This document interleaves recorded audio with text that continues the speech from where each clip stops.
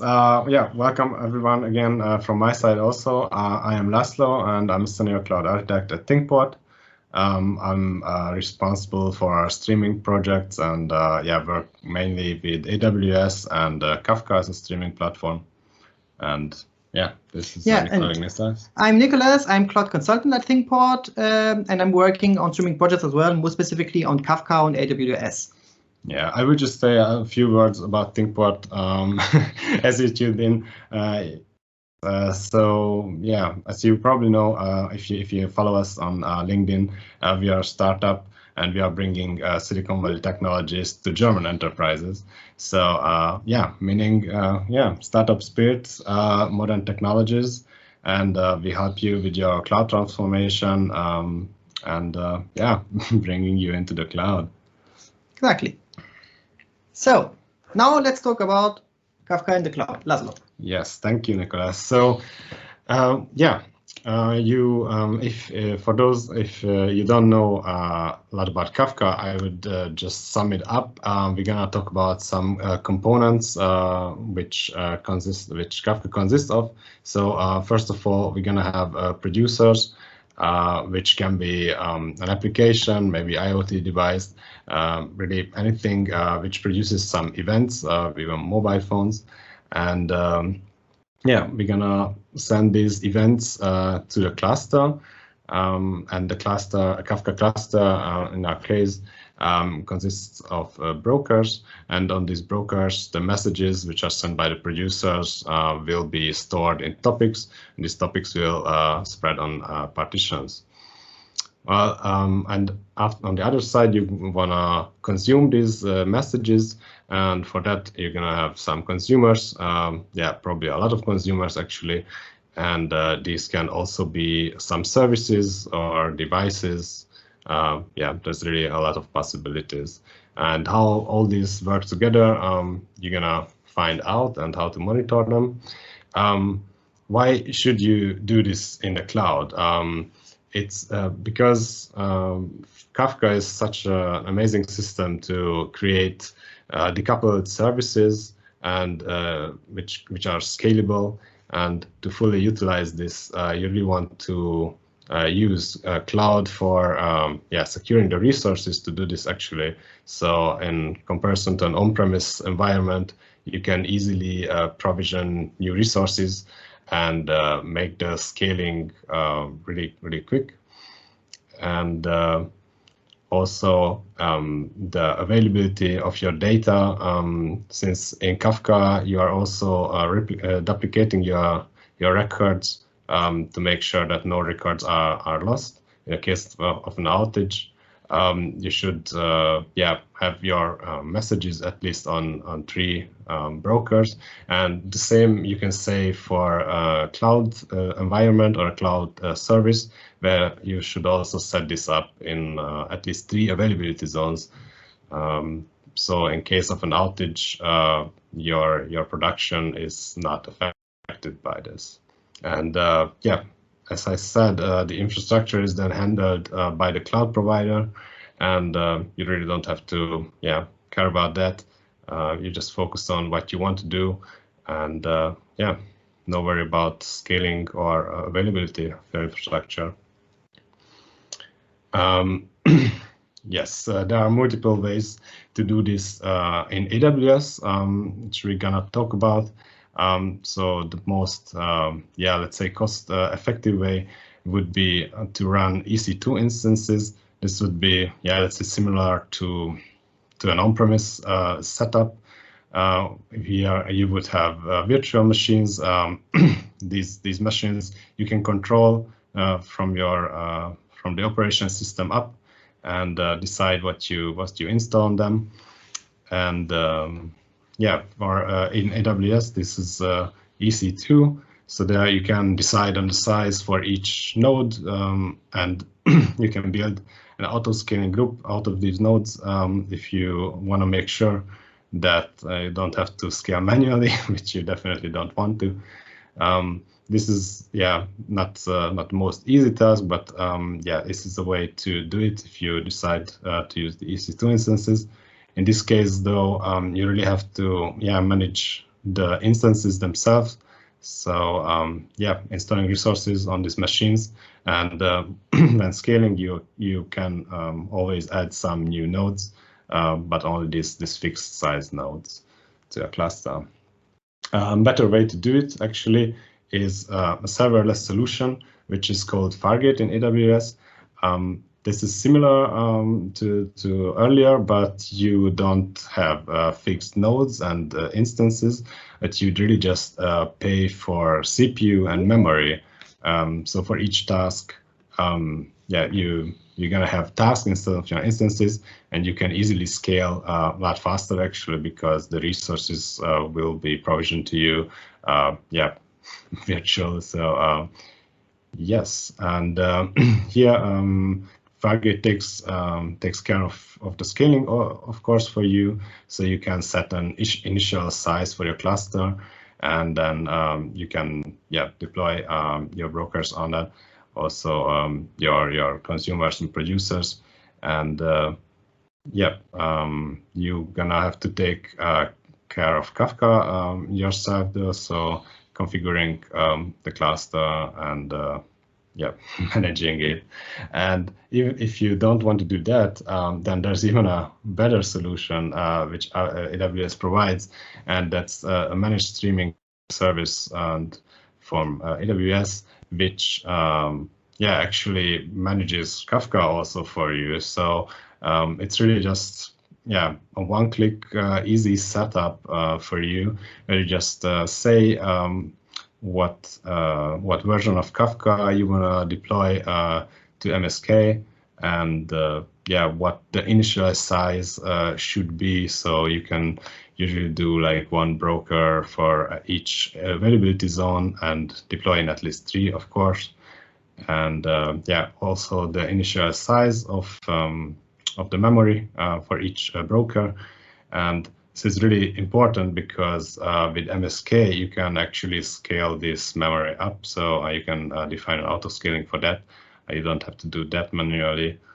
And this is a highly available setup, of course, stretches over multiple availability zones.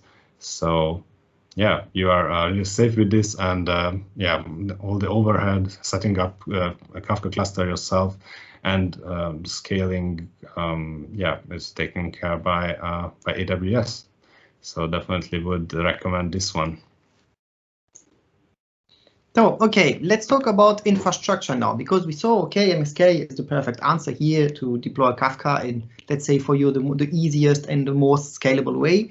But let's say now you want to create this. So you could basically click on the AWS console and create your Kafka cluster, create your security groups. It's a lot to take in. And for this, Thinkport, we use Terraform. Terraform, it's infrastructure as code. That means that you write what actually you want to have on here, your AWS. You want your Kafka, you want maybe some components, you want some tasks, or like you want everything, the groups, the networks, everything. You put it as a code, so it's readable, it's YAML, and it's a piece of text, and you basically press Terraform apply, and up, it creates everything on AWS for you.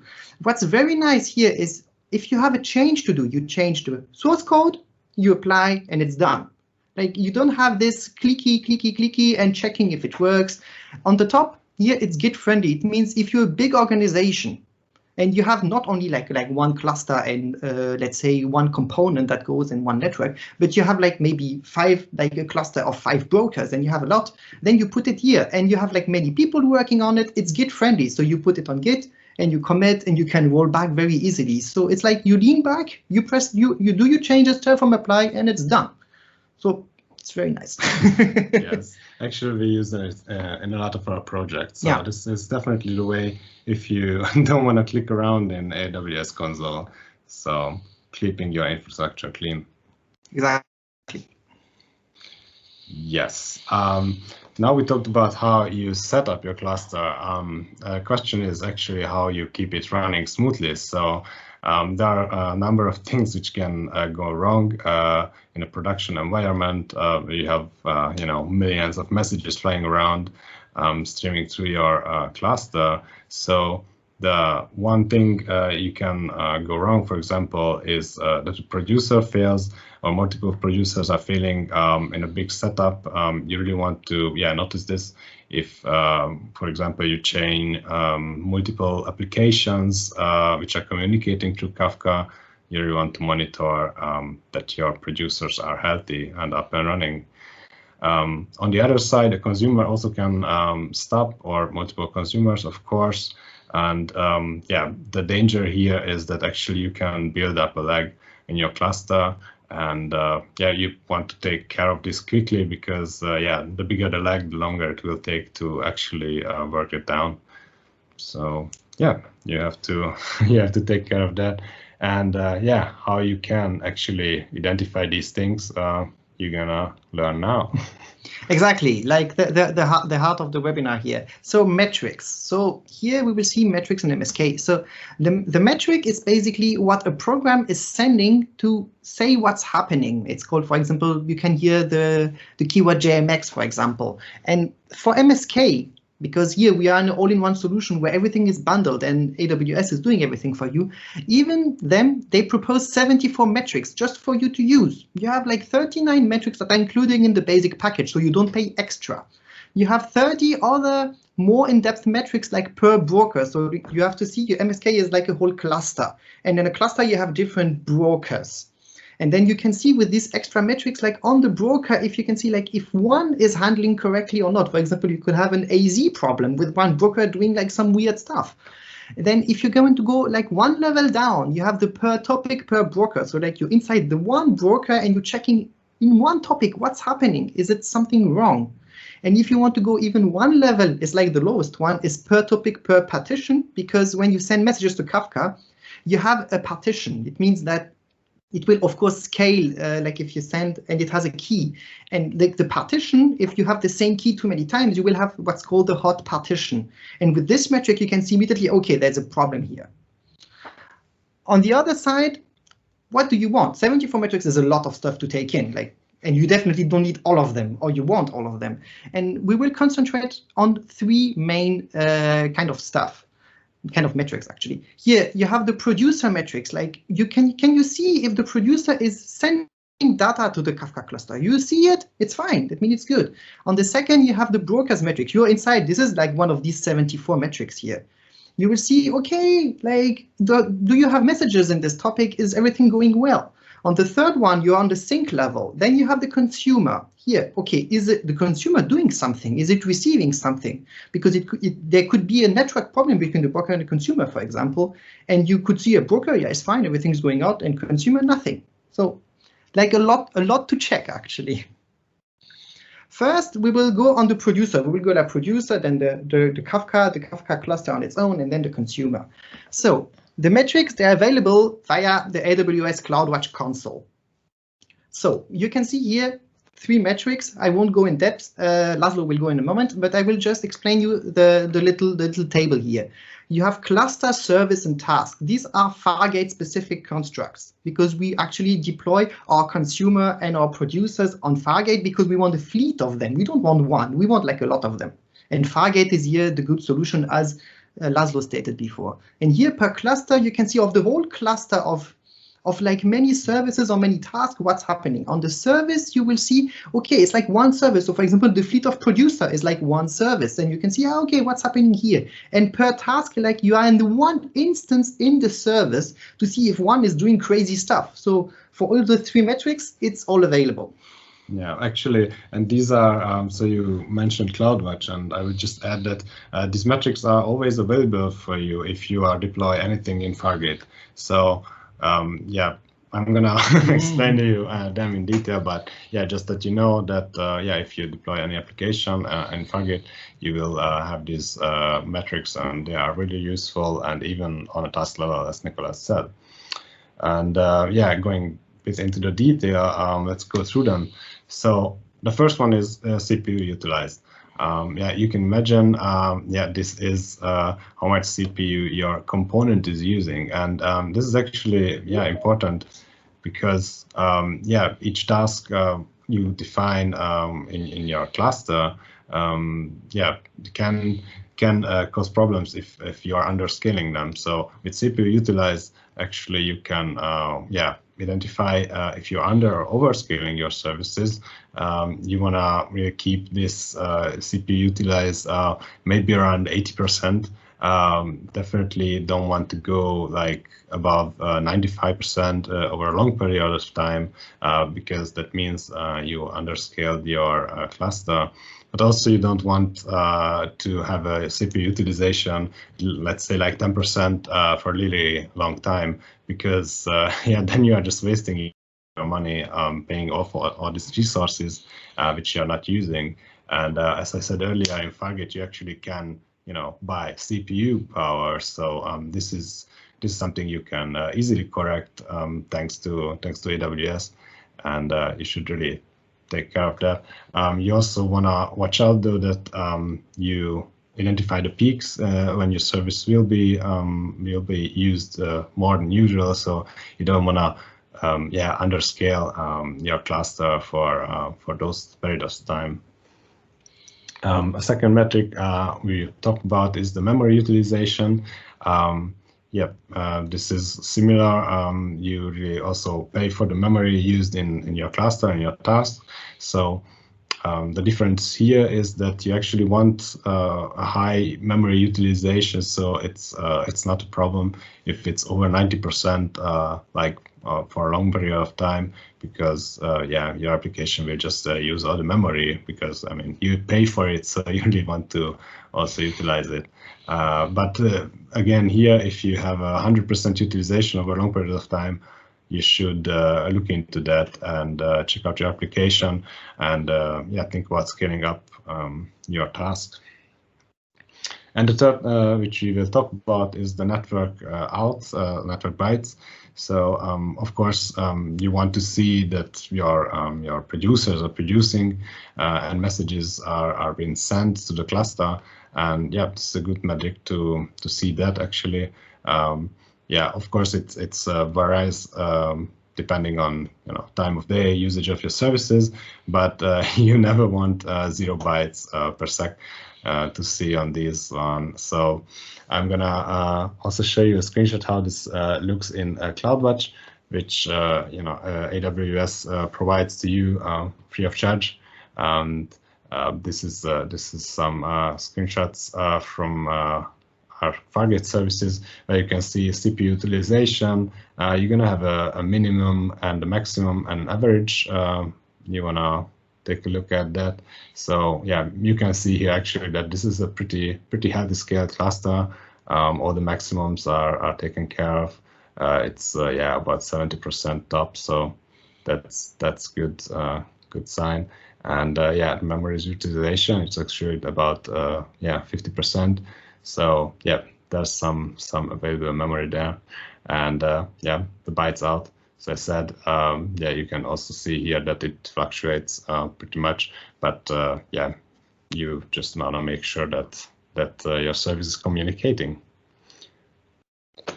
Okay, let's talk about the broker metrics. We did a consumer, we saw a dashboard. Now we go like on Kafka, and again you have here a very simple table. Here we will go the dimensions first. So you have metric, like here are the metrics, and the cluster. So the cluster is the whole MSK cluster as one. So it's like you just see that if the cluster is working. If you go more on broker, again, as the cluster has many brokers, you will see if one is maybe not handling correctly. And the topic is like the for you, let's say the gold metrics, because you can see for each topic what's happening and what's not happening and should. And for this, on the free level, we selected here 3 metrics, actually 4, but one is basically a 2-in-1. There's like byte in and byte out per second. So you can see if bytes are coming in and coming out, and you can see you have it all up to the topic. So you can have very specific metrics that shows, on this topic it's working, on this one is not. So if you have different kind of consumers or producers here, then you can see, okay, something is not working well. The CPU idle and the root disuse are important, of course not on topic level because it makes here no sense, but to see if your cluster is full, because you could have lag, not because your producer or the consumer, they are working just fine, but your MSK cluster, you didn't want that many brokers, and then, you see, okay, it's full, I need more. On the premium metrics, let's say from AWS, on per topic per broker, you have the messages in per second. It can be very interesting to see if you have spikes here, because you have your flow and sometimes you have your spikes. So you can see here, if you could have, let's say, only a time-based underscaling, it means that maybe it's fine. You can wait a few minutes for the messages, or maybe you don't. And here you can see, okay, yeah, am I always in the good range? In the per topic per partition, here you have the estimated time lag. So here is like how long the messages is staying in the Kafka cluster before it's being processed. And again, here it's all about the criticality of your application. If you want the data to be immediately available, then it needs to be the closest to zero it can. Or if you actually just want to cram it in, and then you have maybe a process that is slower but still working, then it's fine. Yes, and yeah, what they mean, yeah, in each one. So yeah, let's go for the first. As you said, bytes in, bytes out. This is for the cluster really important metrics, because similarly to where we took a look at the producer bytes out, then here you want to make sure that the messages are arriving actually to your cluster and to your brokers. And also make sure that those messages are going out, so that your messages are consumed by the consumers. And here you really want to take, you want to see that these values match, even if it may be like a bit delay because of the processing. But yeah, you want to have yeah, same amount of bytes in and same amount of bytes out. Yeah, of course, this is not one-to-one to the messages, but it's yeah, you can really see if there's a big discrepancy between these numbers, and then yeah, you have to check on which side you actually have some problem. Is this something with the producers or the consumers? Yeah, make sure you monitor this one. And yeah, we have the CPU idle, as you said, and for this one, yeah, you don't want that you have too much CPU, of course, unused there, and also you want to make sure that there are enough CPU. So you really have to check this to determine if your scaling is right or not. And yeah, in that case, yeah, maybe scale up your cluster, add some new brokers, and yeah. Also, really important at the root disqueued.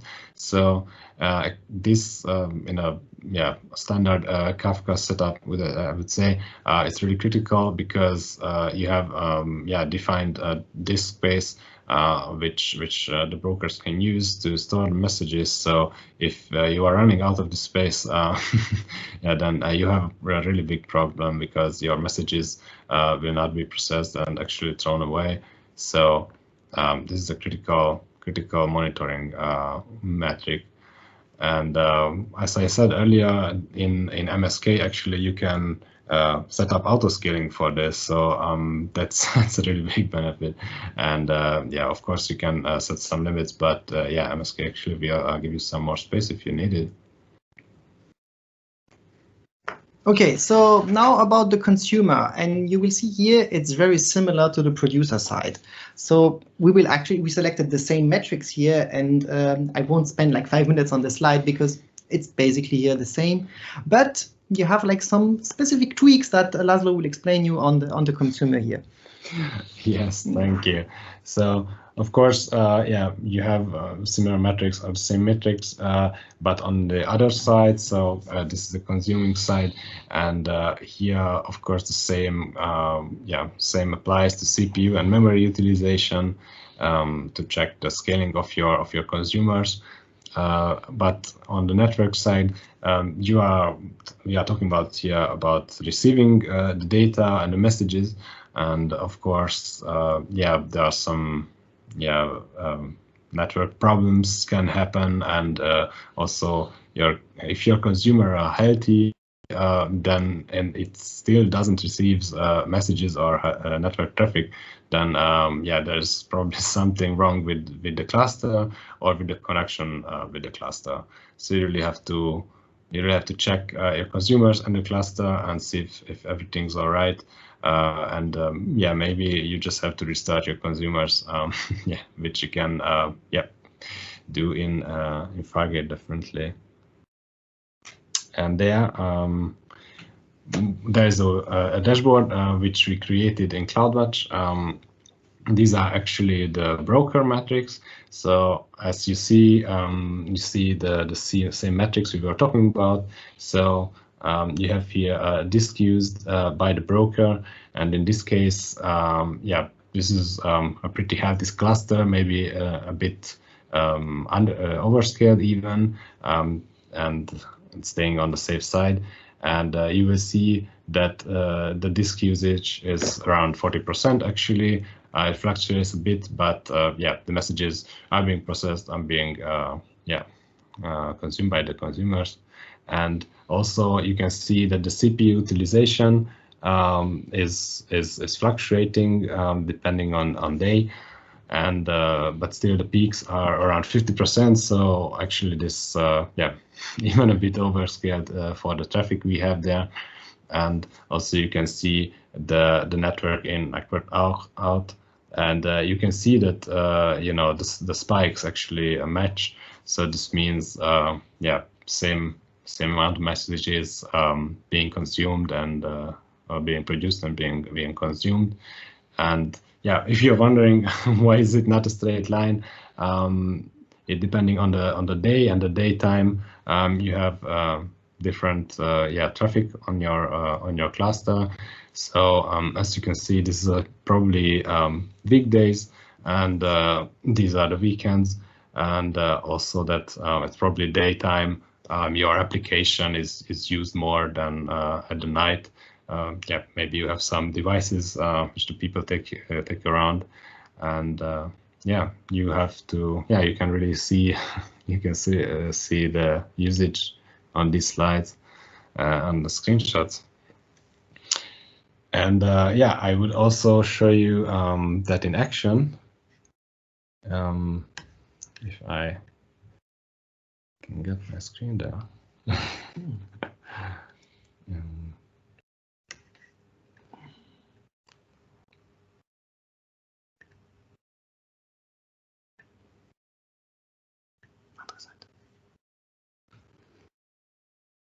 Let's see.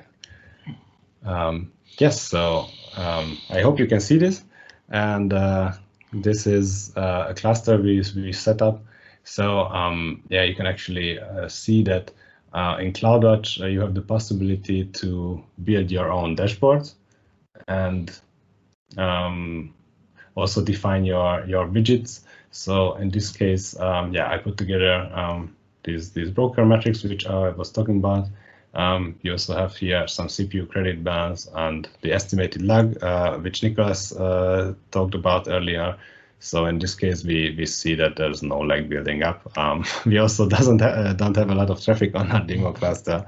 So yes, but you can actually add you know, any widget you want to this dashboard, and you can really just yeah, have the possibility to actually set up different yeah, formats you want.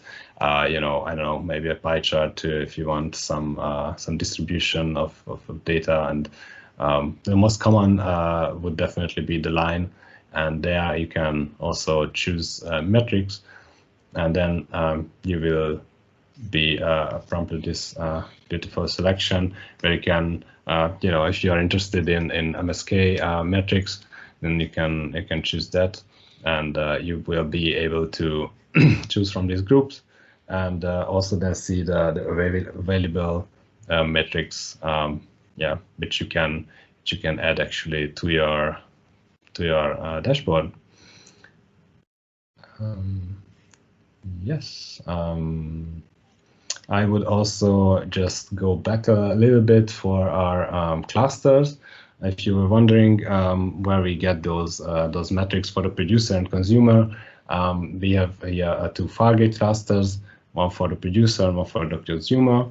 And as you can see, so this is the cluster Nicolas was talking about. The cluster consists of services. You have also some metrics which you can look on a service level.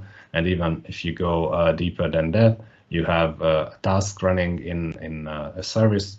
In our case, it's only one because we don't need the power, the processing. But of course, in your cluster in production, it would be at least 3 tasks running, and probably maybe hundreds of tasks and different services. Yes. Also, quickly to the cluster. If you haven't deployed yourself a MSK cluster, this is what you get once it's started. We of course configure this everything in Terraform, so we don't have to go and give all these parameters in manually. There you see the advantage of that, and you can see the standard settings here that it stretches over 3 availability zones, and you can see the broker types, broker per zone. As I mentioned earlier, you can actually here scale up and edit number of brokers, and a great feature also that you can actually upgrade the Kafka version. So if you started out a few years back, you could actually now switch to 2.7. And hopefully, to 8 in the near future. Gonna be some changes. You can have here the on inbuilt monitoring. As you saw, I added these to my dashboard, but they are also available here in the cluster definition. And I would just go back to the presentation.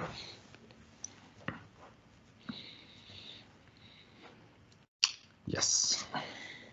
Okay, now that we saw the very nice dashboard that Laszlo created, even a live demo, we want to see alternatives, because some people, they want to use the AWS Cloudwatch. You have everything on AWS. It's very nice. But some people, like big companies, for example, sometimes they have an on-premise server, or they have like other stuff, and you cannot like send everything to AWS Cloudwatch, or maybe you don't want to. And for this, there are like 2 solutions. The first one is Grafana. It's an open source software. It's actually well known in the monitoring world, like how to basically display everything that you want to know about your application and the whole flow.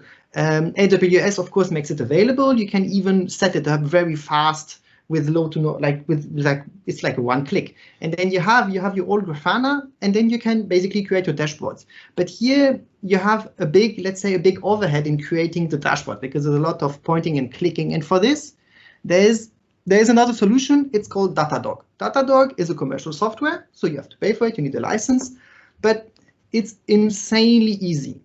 Basically, you plug it in. It's a SaaS, so software as a service. It means that you have your URL, you push your metrics, you push your data, and pang, you have a dashboard. And this is basically why in most of our projects, we're actually using Datadog, and we convince our clients to use Datadog, because here we save a lot of time, they save a lot of time, and they actually have metrics that are relevant, because in the metrics world, you can have 10 million, for example, is 74 metrics. You could use all 74 of them, but it doesn't mean that you actually have relevant information. And here it helps us a lot. Yes, and I would just add that, in our big projects where we use this, Datadog offers just so much. It's a robust application. You can have dashboards. Like I showed you in Cloudwatch, you can actually have a lot of dashboards, and you can make them really pretty if you invest the time. Datadog offers a lot of widgets, and you can really get creative there and see just the most important things you want to watch for, if it's availability or anything else you want to monitor on your applications. And you can also integrate more than just AWS services there actually. And a really important part is alarming. So I would just still mention that of course, Cloudwatch also has alarms which you can set, and Datadog shines in there really. They have, you can set some anomaly detection on your data, and Datadog is really smart about it when you will get notified that something is going wrong. And yeah, you can set also, you know, the standard thresholds limits when threshold alarms. And also you can do that in Terraform. So if you are wondering why would you click in Datadog if you don't want to click in the AWS console, you can do that everything in Terraform. So nice and clean. So thank you, everybody.